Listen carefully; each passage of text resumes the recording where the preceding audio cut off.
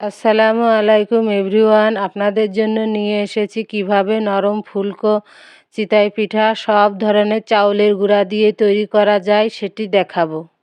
আমি এখানে চাউলের গুঁড়া নিয়েছি, আমি ডিপ ফ্রিজে সংরক্ষণ করেছিলাম সেই চাউলের গুঁড়া নিয়েছি।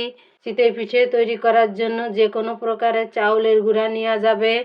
ভিজা চাউলের গুঁড়া, শুকনা চাউলের গুঁড়া, ডিপ ফ্রিজে সংরক্ষণ করা চাউলের গুঁড়া, একই পদ্ধতিতে 3 প্রকারের এই চাউলের গুঁড়া দিয়েই চিতই পিঠে খুব সুন্দরভাবে তৈরি করা যাবে। এখানে আমি 1 চামচ সয়াবিন তেল দিয়ে দিলাম, হাফ চামচ লবণ দিয়ে দিলাম। চাউলের গুঁড়ার পরিমাণ বেশি হলে লবণ এবং তেলের পরিমাণটাও বাড়িয়ে দিতে হবে।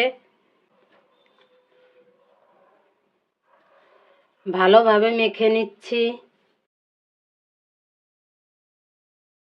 সব কিছু দিয়ে ভালোভাবে মাখিয়ে নিলাম। এখন এর মধ্যে হালকা গরম পানি দিয়ে দেব, অতিরিক্ত ফুটন্ত পানি না এবং ঠান্ডা পানি না, হালকা গরম পানি দিয়ে দিলাম।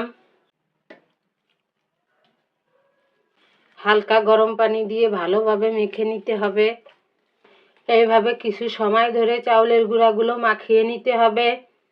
মাখিয়ে নেওয়ার পর একটা ঢাকনা দিয়ে ঢেকে রাখতে হবে 2 ঘন্টার জন্য। ঢেকে রাখার পর আবার আমি পিঠাটা গুলিয়ে আপনাদের দেখাবো। সময় থাকলে 2 ঘন্টা রেখে দিতে হবে, সময় না থাকলে অন্তত 1 ঘন্টা এভাবে মেখে রাখতে হবে। 2 ঘন্টা পর আমি ঢাকনাটা খুলে নিলাম। মাখানো চাউলের গুঁড়ার মধ্যে আমি হালকার থেকে একটু বেশি গরম এবং অতিরিক্ত ফুটন্ত গরম না এমন পানি দিয়ে দেব। এমন পানি দিয়ে দিলাম। অল্প অল্প করে পানি দিতে হবে আর মাখাতে হবে। আগে অতিরিক্ত বেশি পানি দিয়ে দেওয়া যাবে না। আমি এখানে আর একটু পানি দিচ্ছি।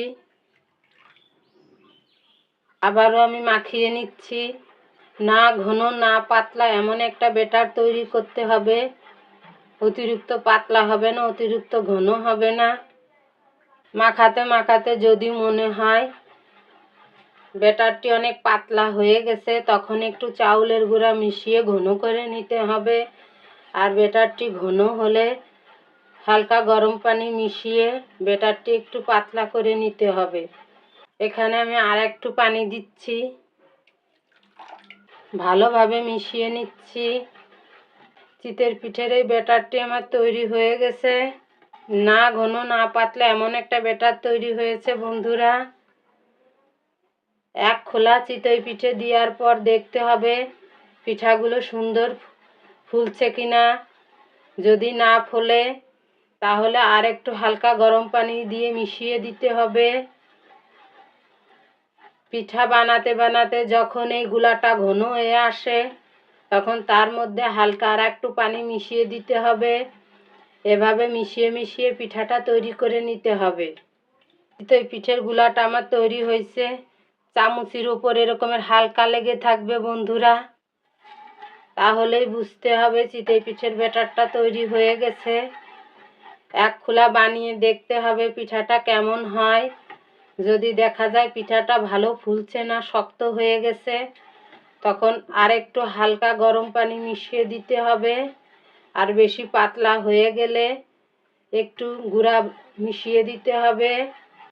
আমার চিতই পিঠার গোলাটা রেডি।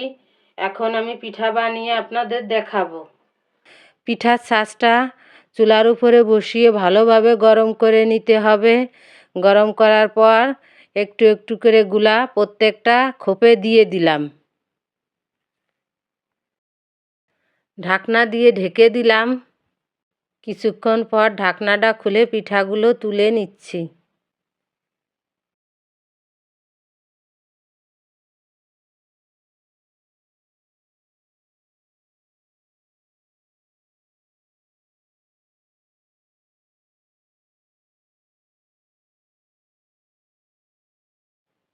আমার চিতই পিঠার রেসিপিটি যদি আপনাদের ভালো লেগে থাকে তাহলে আমার চ্যানেলটি সাবস্ক্রাইব করার অনুরোধ রইল। সবাই ভালো থাকবেন, সুস্থ থাকবেন। আল্লাহ হাফেজ।